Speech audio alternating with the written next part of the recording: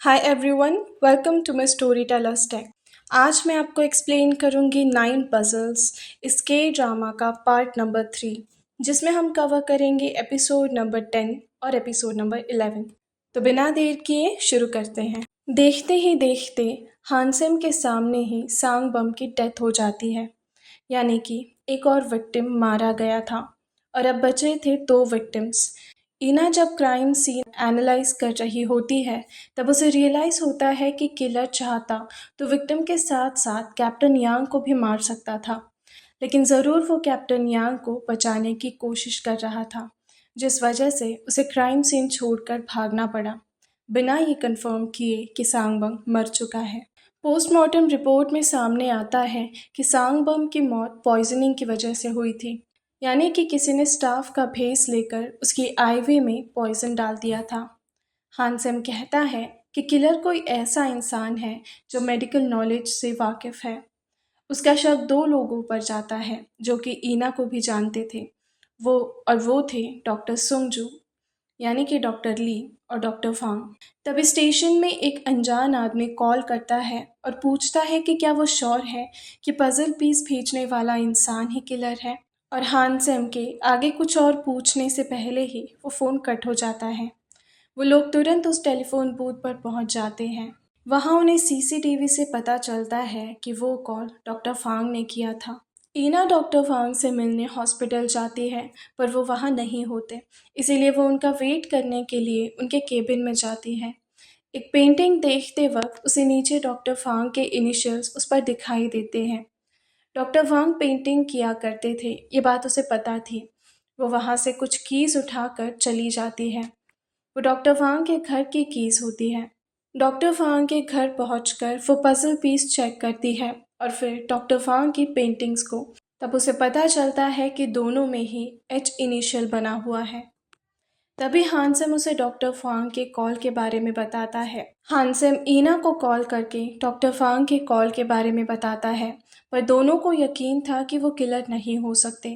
तो कहीं ऐसा तो नहीं कि वो पजल पीस की पेंटिंग उन्होंने किसी और के लिए बनाई थी। ईना को रियलाइज़ होता है कि उसे पजल पीस मिलना मियोंग के मर्डर के बाद से शुरू हुआ, और उसके अंकल के मर्डर की रात वाली बात उसने सिर्फ डॉक्टर फांग और डॉक्टर सुंगजू से कही थी। और धीरे धीरे सारी कड़ियाँ जुड़ने लगती है। डॉक्टर ली का उससे पहली बार मिलना, जेजू में उससे मिलने आना, एक डॉक्टर ली ही थी जो ईना को ईना से बेहतर जानती थी। वो तुरंत डॉक्टर ली के कमरे में जाती है, जो कि डॉक्टर वांग के अपार्टमेंट में ही ग्राउंड फ्लोर पर था। अंदर जाने पर ईना देखती है कि वो बहुत ही अलग जगह थी, जैसा उसने कभी इमेजिन ही नहीं किया था। वहाँ हर तरफ अलग अलग डॉल्स बिखरी पड़ी थी और बेड पर एक पजल पीस का एनवलप रखा हुआ था, जिसमें कोई क्राउन पहने एक थ्रोन पर बैठा हुआ था। फांग से पूछताछ करने पर वो कन्फेस करते हैं कि 10 साल पहले सुंगजू ने उनसे एक ड्राइंग बनाने को कहा था। लास्ट पीस दिखाने पर वो कंफर्म होता है कि वो डॉक्टर फांग ने बनाई हुई ड्राइंग का ही हिस्सा था। स्टेशन में एक के बाद एक कॉल्स आने शुरू हो जाते हैं।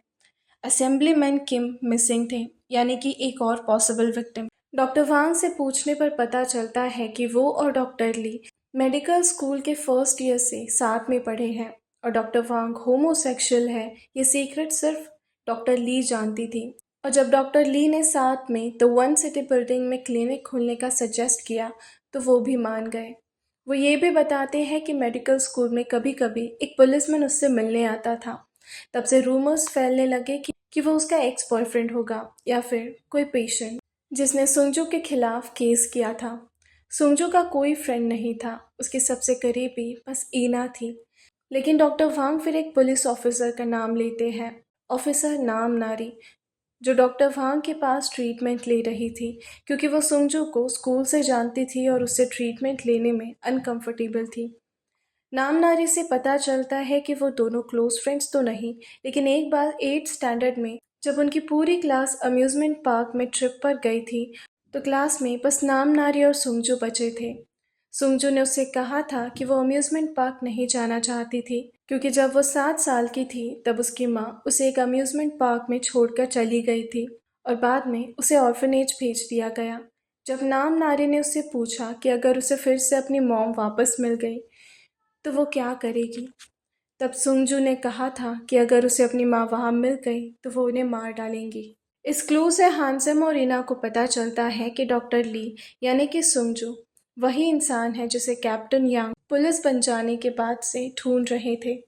शिंदोंगा उस मार्केट का नाम था जो द वन सिटी की बिल्डिंग बनाने के लिए उठा दिया गया था, और सौजिन एक डाइनर का नाम था जिसे डॉक्टर ली की मॉम चलाती थी और जहां कैप्टन यांग 20 साल पहले काम किया करते थे।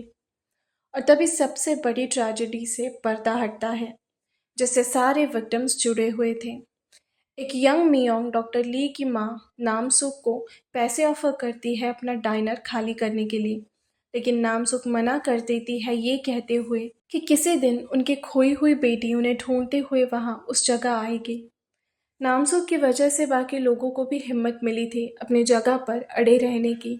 ये बात चीमॉक यूनसू को कॉल करके बताता है जो अपने गैंग और मियोंग के साथ मिलकर उसकी कंपनी के लिए काम किया करता था।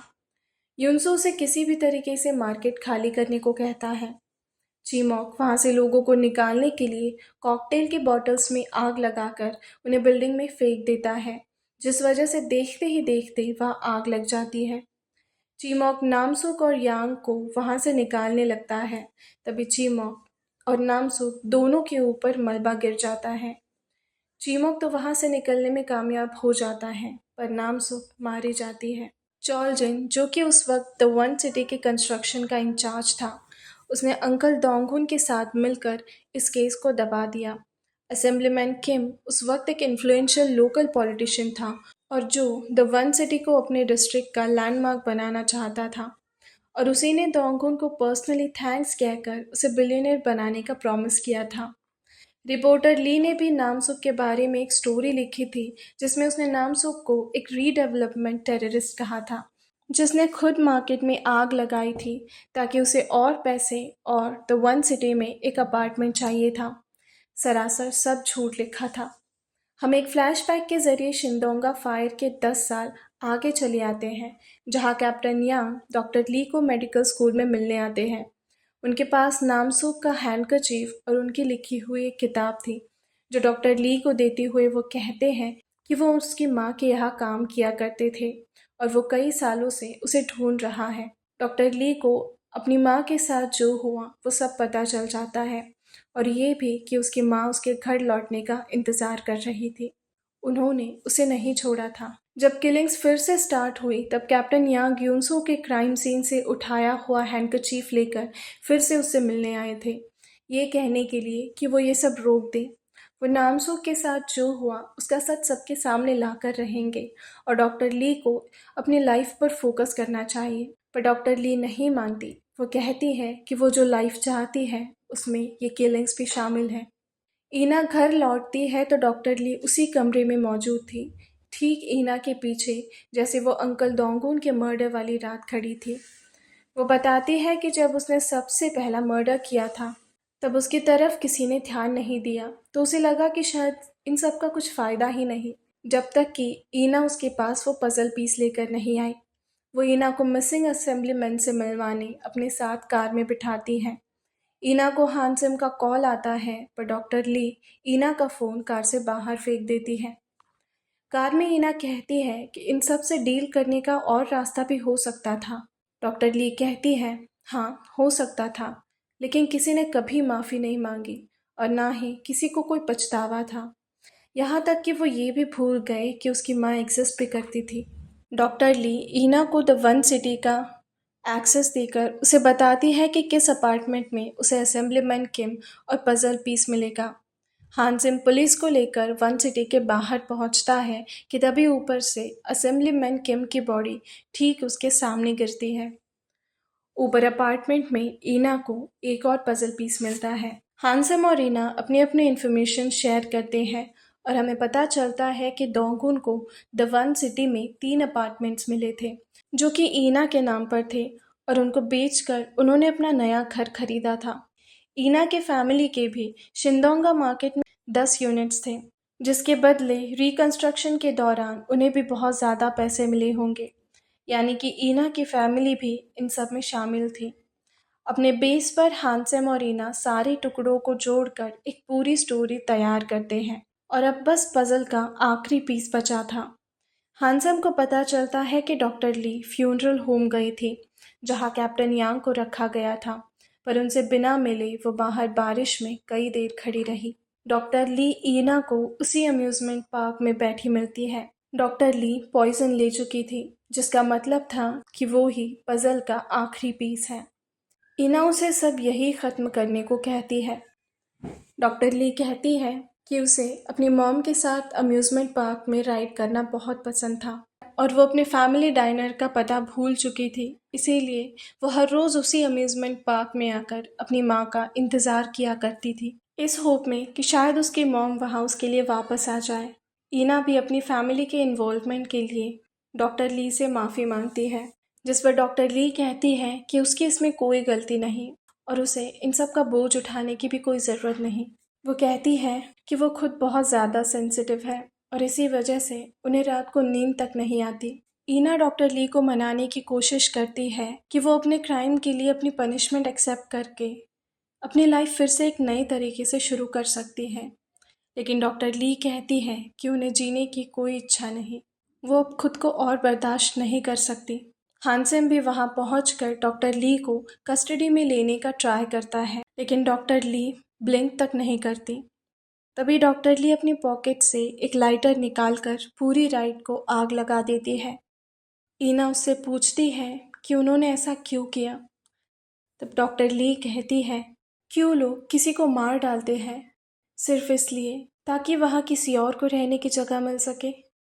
और फिर डॉक्टर ली जाकर एक राइड में बैठ जाती है खुद को जला डालने के लिए। हानसेम और ईना हेल्पलेस होकर देखने के अलावा कुछ भी नहीं कर पाते। और ये सारी स्टोरी कितनी सैड है। जस्ट बिकॉज कोई एक नई जगह बनाना चाहता था रहने के लिए, उसने किसी को मार डाला। पुलिस स्टेशन पर ईना से पूछताछ की जाती है, लेकिन ईना कहती है कि उसे कुछ भी याद नहीं और वो याद करती है कि ये सब रिपीट हो रहा है उसी तरह जैसे जब वो टीनेजर थी तब उसके साथ हुआ था। हानसेम को रियलाइज़ होता है और वो ईना को प्रोटेक्ट करने की पूरी कोशिश करता है और पूछताछ वही रोकने को कहता है। यहाँ तक कि वो ईना को अपनी मॉम के पास उनके हाथ का खाना खिलाने भी ले जाता है, जो दोनों को बिल्कुल पसंद नहीं होता।